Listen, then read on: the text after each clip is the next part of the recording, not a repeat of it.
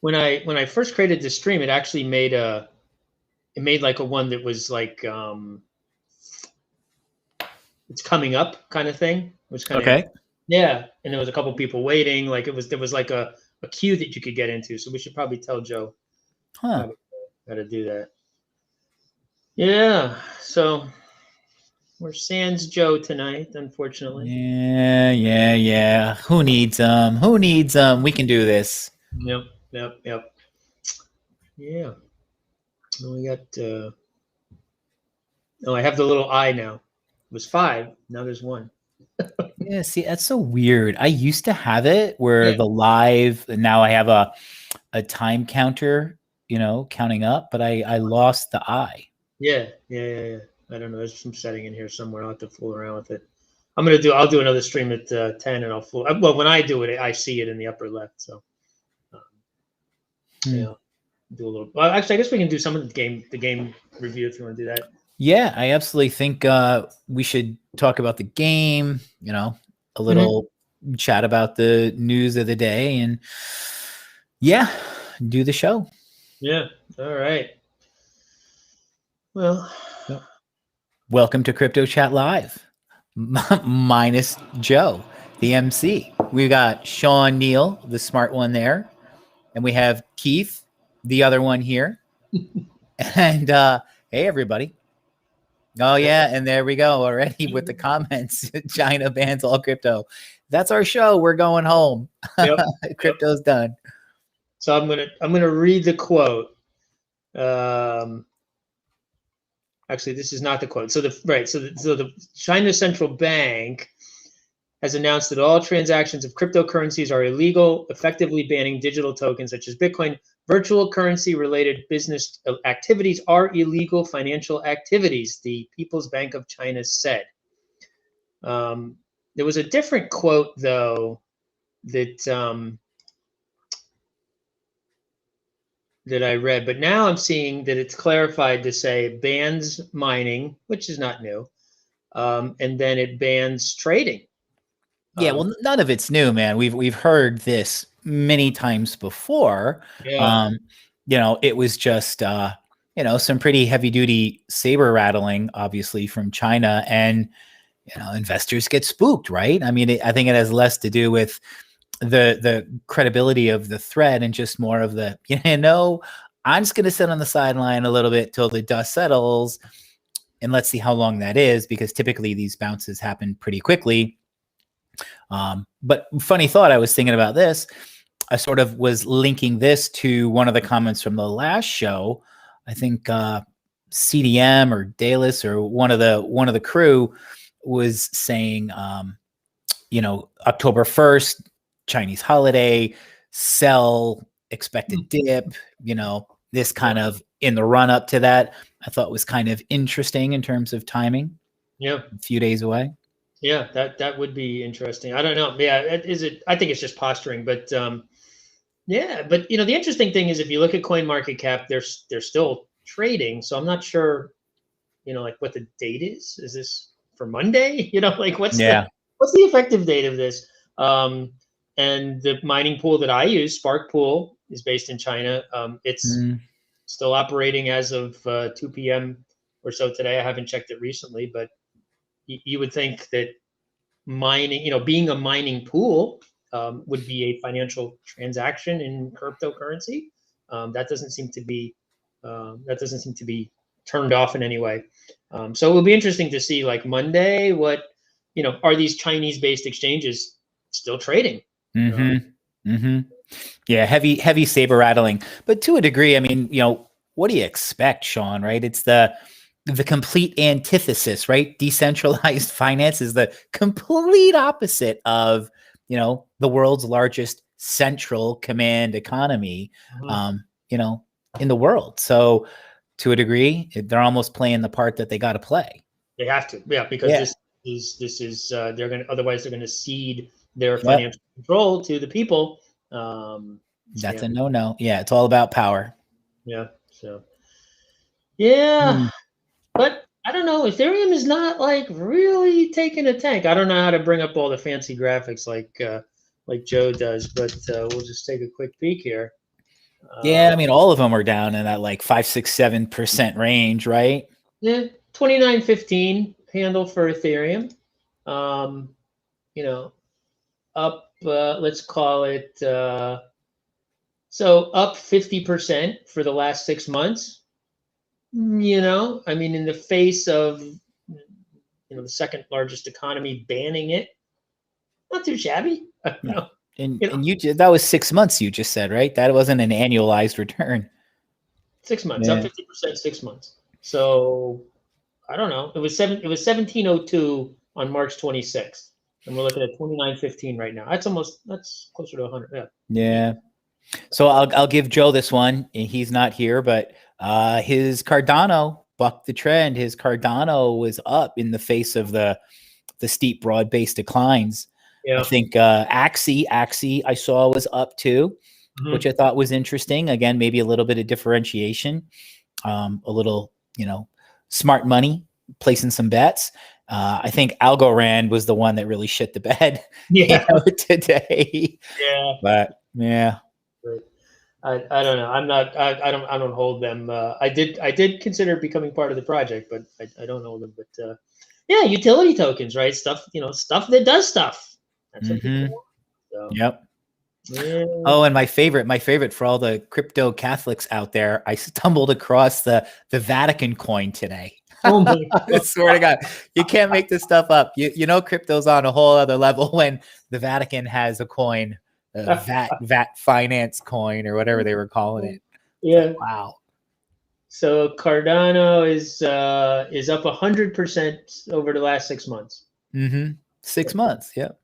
100% return over the last 6 months. I mean, try to do that in any stock.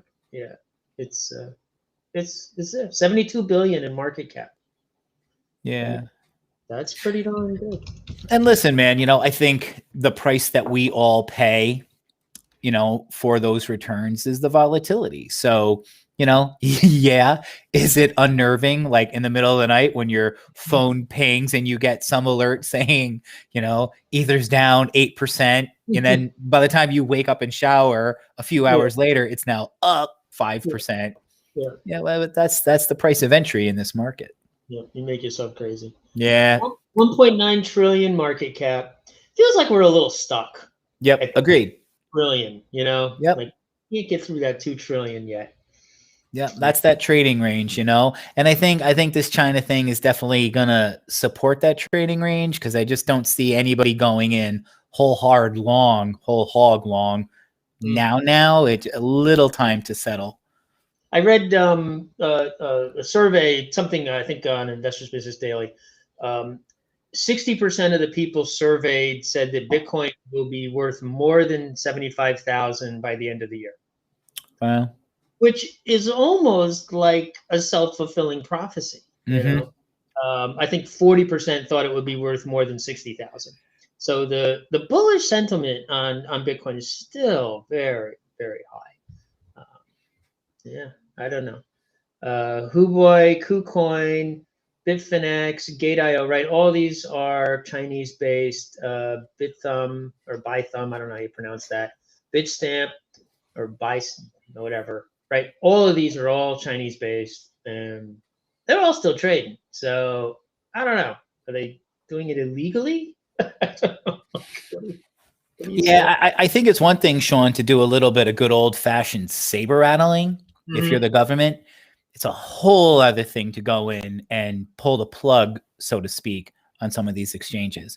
And granted, you will say, well, didn't they physically mow down, multiple mining rigs with lawnmowers and pavers? Yeah, they did.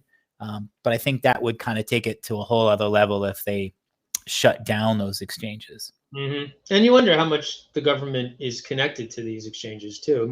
Typically in China, there's a government sponsor somewhere who's getting the percentage of whatever the operations are for these things.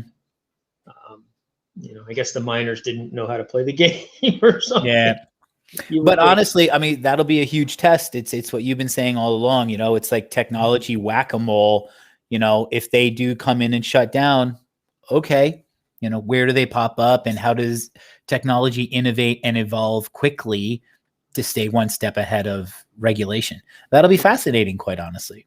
Estonia, Seychelles, right? I mean, that's all these places that are like, we are welcoming you with open arms. Just give us $10,000 and we'll give you a license, right? All these places, they're going to really put themselves on the map, I think, in terms of innovation. Because you're going to be like, it's almost like the Research Triangle, right? Like North Carolina, they really put themselves on the map. Before that, there was just cow country, and now tobacco farms. Yeah. They turned tobacco farms into billions and billions of dollars of headquarters of major technology companies, and attracted all the people that were disenfranchised from New York City or San Francisco. They couldn't afford anymore, and now it's an incredible powerhouse. So I see the same thing happening with some of these other places like Estonia. That's really embracing, and perhaps Washington State. I don't know. That's still kind of interesting to see what they're doing with their regulation. But yeah, but I mean, whatever they do, it's still going to be a bit beholden to federal law and regulation. But I do agree with what you said. Kind of fascinating to see some of these emerging markets really step up and plant the flag, i.e. Estonia and others, to really say, hey, we'll welcome you, domicile here. El Salvador, right? El Salvador. These are like not the usual suspects for technology hubs when something comes up and they say, oh, let's go. But you've got to think about it. People are going to be moving there. People are going to be starting to raise their kids there. They're starting to have their headquarters there. All the capital is going to be there. Like, these places they're pretty smart to do this thing. Like it's a pretty interesting play. Yeah, it's absolutely brilliant. And again, like, take a picture. That is decentralization, right? Yep. Yeah, Puncraft's packing the bags, man. Come on over to Virginia. Yep. Yeah. or Estonia, whatever you prefer. I mean, who am I to judge? Wait for the healthcare to catch up a little bit. I'm not sure what the hospitals are like there, but yeah. Yep. So do you want to take some time and talk about the game? Kind of give the crew, the team, an update? We can do a quick thing.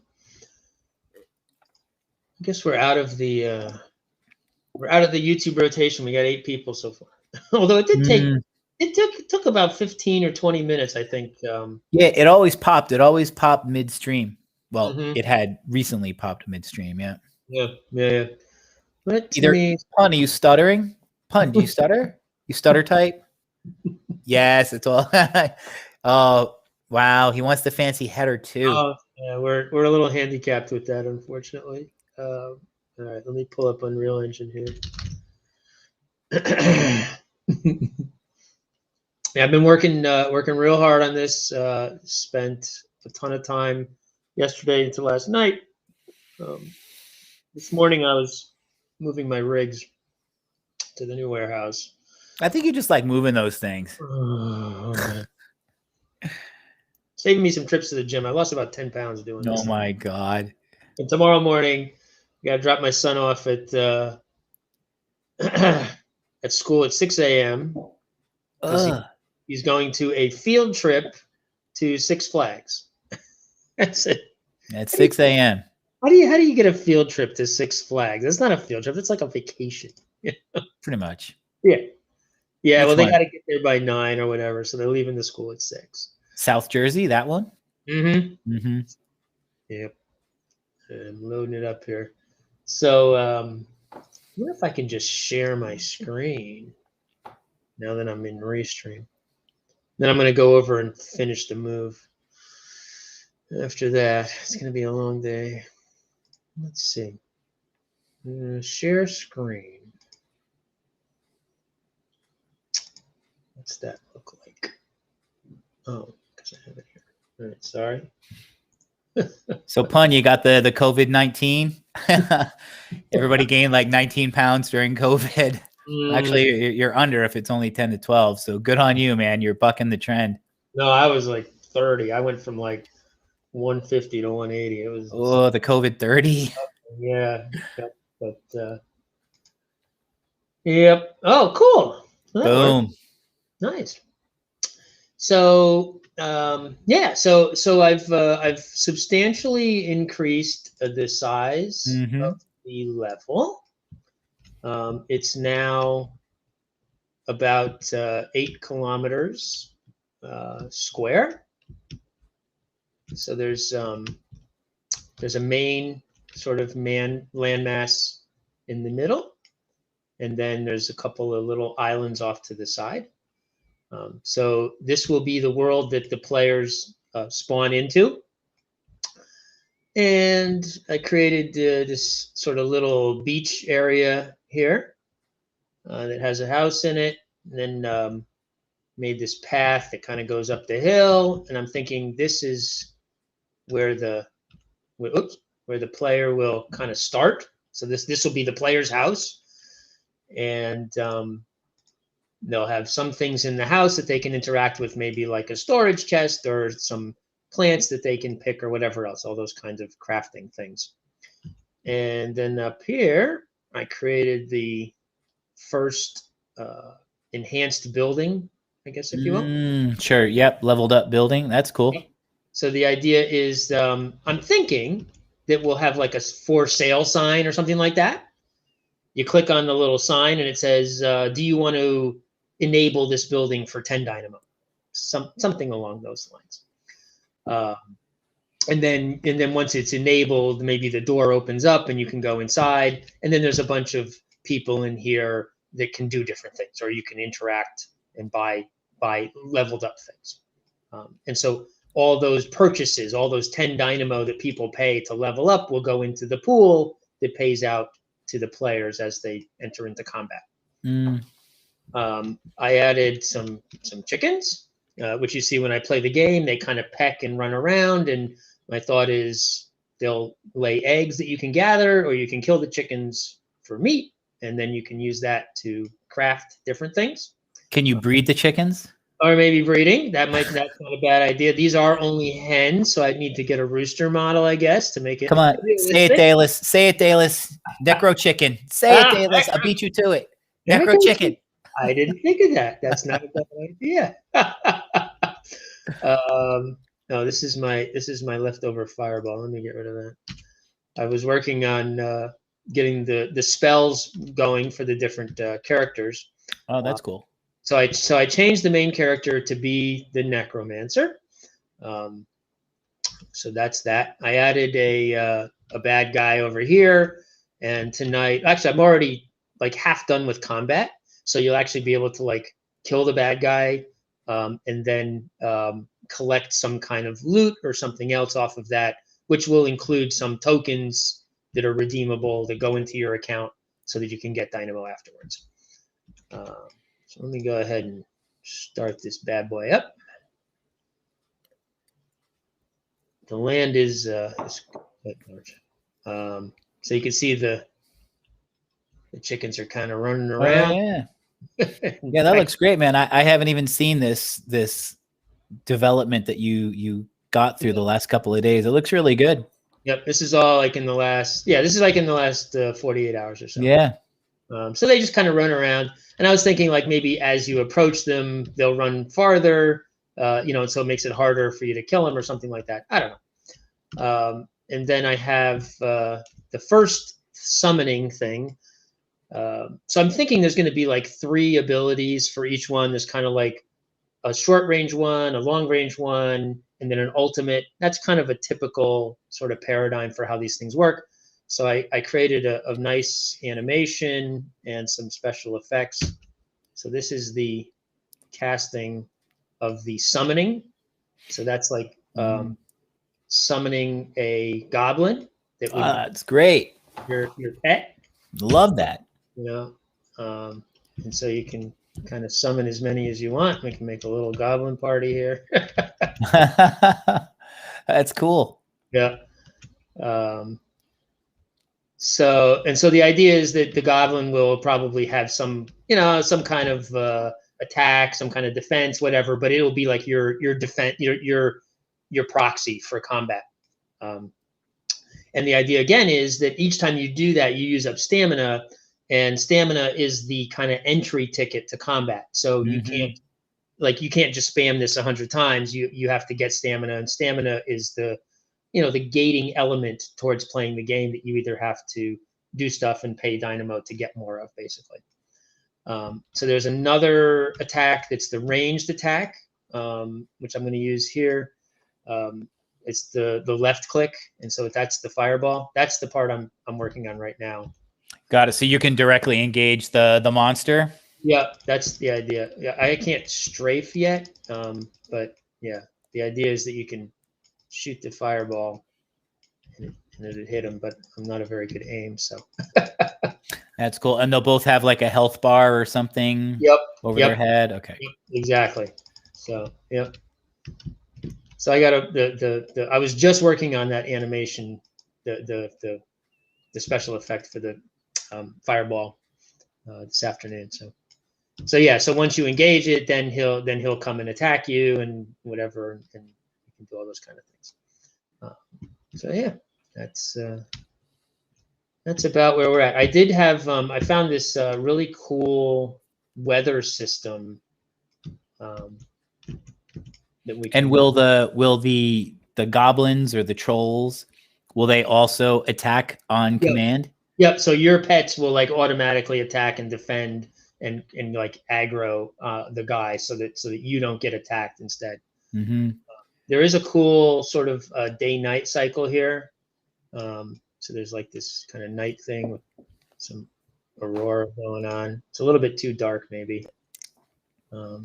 There's some really cool sunsets that it makes. It's like, so we'll have some like there will be like a day-night cycle, and then there is some weather as well that they have, which is pretty cool. Like you can do a thunderstorm. Yeah. Acid rain. So Puncraft is asking, the health bar and stamina could be glowing circles on the ground that diminish as they weaken. Is that possible, or is the graphic of the horizontal bar a fixed element? Doesn't have to be right now. It's above. Let me turn off the weather. Right now it's just above the player, the character. The player character. You can't really see it because it's not filled, but it's these two like yes, yeah, health and sort of power up or magic or whatever else. I'm going to get rid of these 3 buttons because I've given up on the whole idea of turn-based combat. I felt that it was very boring and sort of just like every other game that's out there. And we need a differentiator. So this is going to be action combat, where if you swing your sword and you don't hit him, like it doesn't count. Like if I had I have a staff on this guy, but let's say I had a sword on this guy. If I swung my sword here, like it's not going to hit that monster, and it's not going to count, right? So it's not. So like you got to run up to him and engage him and actually hit him. Like if you hit off to the side and the sword doesn't connect with the monster, like that's not going to count as a hit. So this is going to be using what they call an action combat system. So yeah, I don't know. We'll see health bars on top or health bars on the ground. I don't know, somehow to make it easy to see. Yeah, the circle thing, I've seen that. I agree. That feels a bit more, contemporary and modern. That could be interesting if that could be incorporated. And Sean, I know we were back and forth on, using Unreal Engine and kind of making this a PC-based game primarily versus ditching it all and moving to mobile. We came back to leaving it as it exists today, right? Moving forward with development as you see today, and just push forward with that, right? I think so. We need a differentiator. Yeah. Right? And so we could make a copy of Pokemon and connect it to a blockchain, but there's already 10 games doing that, right? There's already 100 games. I don't know, whatever, right?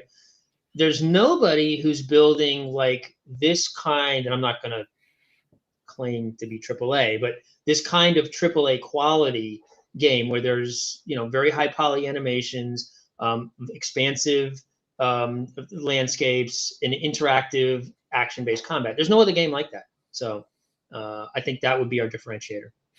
Okay, good. Yeah, no, I think that's the right way to keep proceeding, as we're not going to switch, because some of the feedback was, no, the PC is just fine. And I think you could do more and get to market faster. So yeah, for sure. We will have a smaller player base, right? Like the mom Right. and pop in rural Philippines is not going to be able to play this on their PC. It's it will need a GPU card. It won't be playable on like CPU graphics. I don't think. Mhm. And you'll need a relatively new mobile device like an S7 or an S9, maybe iPhone 8, iPhone 10 or X or whatever the hell they call it, but something like that. Like an iPhone 5 or 6 isn't going to run this. It's going to need to be some relatively recent hardware.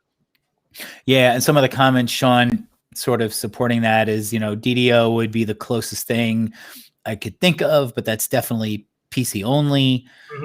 Pun chips in with just don't rush it, because you're definitely first, so you're ahead of the pack, or the game pack, so to speak. Yeah. So he's talking about. I think what he meant was BDO, which is Black Desert Online. I'm not sure what DDO is, but yeah, this is similar to those kinds of games like Skyrim, like Final Fantasy Online, like Black Desert, like those kinds of things. Yep. And I think there's a genre out there that will play this. Oh, Dungeons and Dragons Online. Yes. Yes. Yeah, Dallas. Yes. Same thing. Yes, you're right. It's that kind of aesthetic, the Skyrim aesthetic, which is like the kind of dingy medieval but realistic sort of look.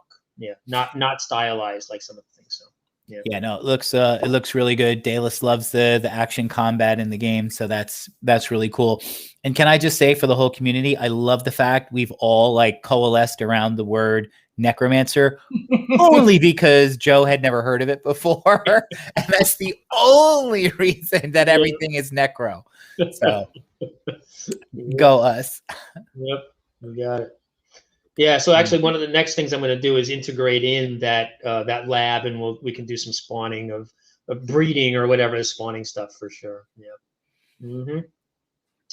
Cool. VR, you can do it. The problem is with VR that you have different interaction paradigms, right? Like you don't click, you don't. Right. So yeah, it's a little bit hard. I do have an MMO, a VR based MMO prototype. It's multiplayer actually. It's actually published on itch. It's hard. Debugging multiplayer VR is also very hard, because how do you have like I literally had like 2 Vive headsets, and I'm just like moving them around trying to like be 2 players at the same time. It's really, really hard. The development and debug cycles of VR is really long. And I would assume an even smaller, right, market base. So. Very small audience. Very, very small. Super cool, but yeah, super small audience. It's so much fun. Like I spent more time playing the VR game that I wrote than actually like working on it, because it's just so fun to like go in there and like I made this potion bottle that you could like pour out the potion and like it comes out and drops and stuff like that. It's so fun to just like play with that and throw it around and everything else. Yeah, it's really hard. And you look at some of the VR MMOs that have been out there. There's one called Orbis. I don't think I've ever seen them have like more than 120, 130 people online. Wow. Yeah. And it's been around it was the first one, and it's been around for 5 or 6 years now. And yeah, they never. Yeah, it's tough. If you're only getting traction on 150 people, that's tough. Yep. Yeah. You need thousands and thousands. Yeah. Like a community. So. And I do think the other reason that I'm really leaning like thinking that we should stick with this aesthetic and this idea is, imagine if this world becomes multiplayer, because right now it's just going to be a single player and you run around and you kill monsters and whatever, right? Like it's going to be pretty straightforward, and there'll be a separate I don't know, arena or something like that where you can go in and fight other characters, other players. But imagine if this could actually be like a true MMO, where other players or all the players are in the same world, and then it becomes a social gathering construct as well as a play to earn, right? Like it becomes Decentraland in a fantasy setting or something like that. I think that there's a lot of promise for that. So it's like Fortnite for crypto. Fortnite rhythm. Mm-hmm. Yeah. Yep. Yep.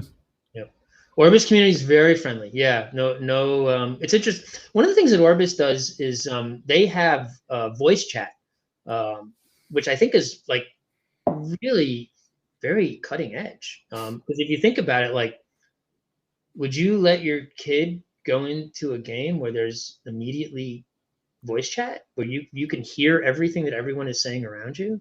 Like, but they moderate it very well, and there's the ability to mute everything and whatever. But yeah, they natively support voice chat, which you have to think about, like when you're playing a VR multiplayer game and you want to say to some other person, hey, do you want to join with me and go to do a quest?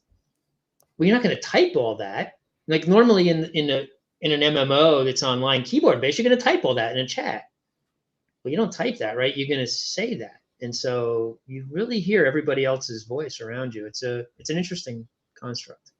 Yeah. Yeah. So Puncraft is saying Necrolosolololumum fight. Yeah, I don't know. Necrolosololumum. I think I nailed it. I nailed it. That's just me. Coliseum for necromancers. I don't know. Necrolos. Oh, I quit. Yep. Yeah. Township Tale is another one. Yeah. Yeah. Thanks, Dallas. Yep. Nailed it. Yeah, but that's exciting. I really love the 48-hour, boost to the gameplay. Mm-hmm. So yeah, man, let's just keep it up. The next 2 days, actually, I was gonna have to take my wife up to New York City tomorrow to see her dad who's in the hospital, but she decided to drive herself. So I got my day back. So aside from finishing the move, I will be working all day on this as well. So Monday will be another big update. That's awesome. That's awesome. Yeah. And I think we probably just need to start getting some of the assets together for the Kickstarter. Start to think about how to, what the checklist is for that, and get a few people playing the game, get some feedback and some social. And really launch this. Yeah. Yeah, that is exciting. Mm-hmm.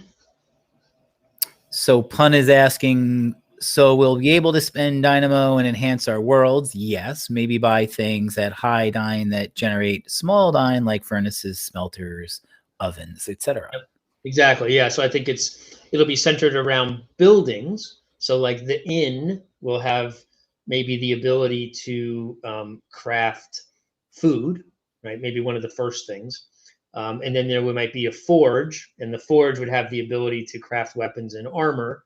There might be, an alchemy stand and whatever. And then the necro lab or whatever the crypt is that you can breed things. Like, yeah, so absolutely. So I think it's going to revolve around buildings, and the buildings enable you to do different stuff in beer. Yes. Nice. Soju.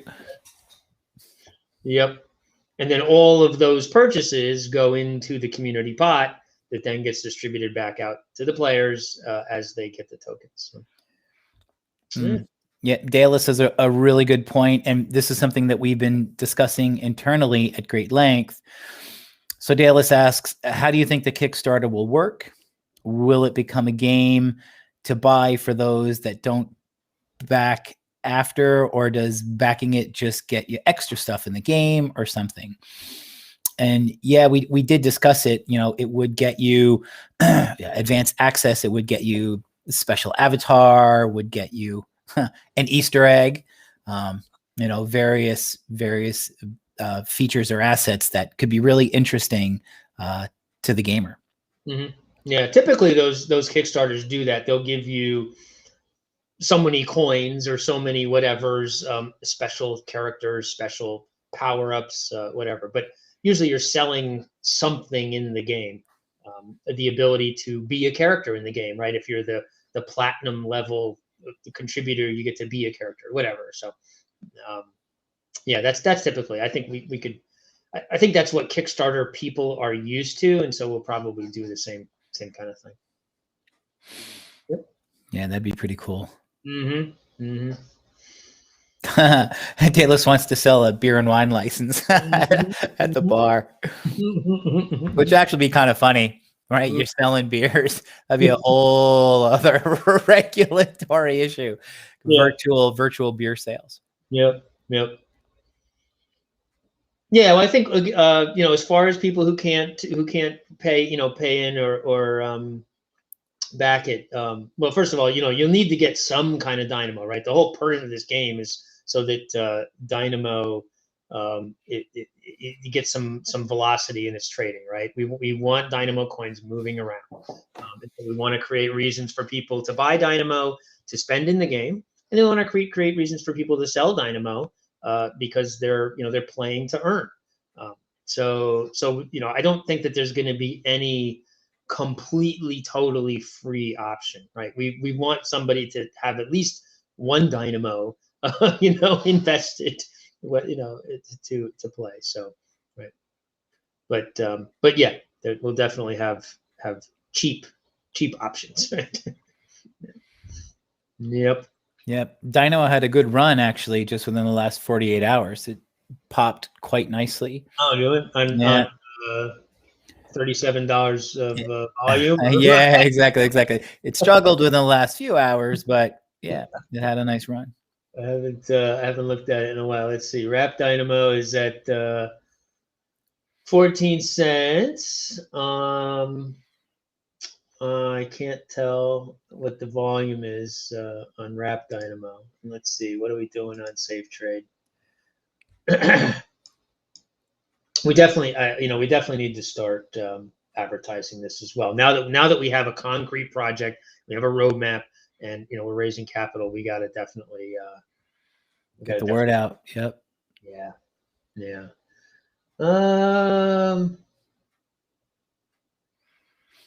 Yeah, our volume is a little bit low there. I don't know. It's kind of all over the place. Yeah. But look, I mean, the whole point of this thing is to make those bars all go green, right? So love it. Yeah.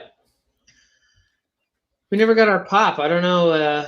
Maybe some Magic Joe did is what gets us in the rotation. Yeah, Pun, you should definitely promote, man. Promote. Mm-hmm. Do what you do. DJs promote.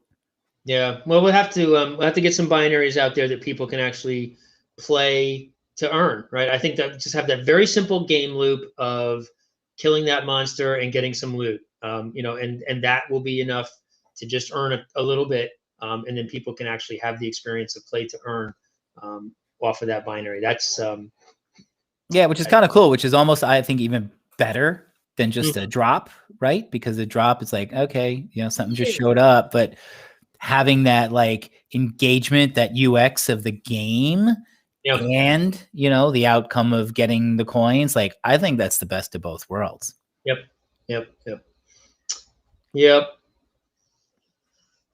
Cool. All right. Well, that's awesome. That is awesome. I can't wait till Monday and get update 3.0. Mm-hmm. I'll have some binaries by then too. We'll definitely be able to run through a complete playthrough and see like coins earned going into a wallet. Yeah, I think that'll be really, really huge. Yeah. And then we can kind of let it out to the community and get that feedback, that test gameplay that we want. Yep, definitely. Awesome. Cool. All right, people. Well, let's wind it down and hope that China doesn't have another freak out tonight, and all will be right in the world. Yep. All right, Dynamo Nation. Have a great night. Good to see you all. Good night, Sean. We miss you, Joe, wherever you are. See ya. Good night. Bye.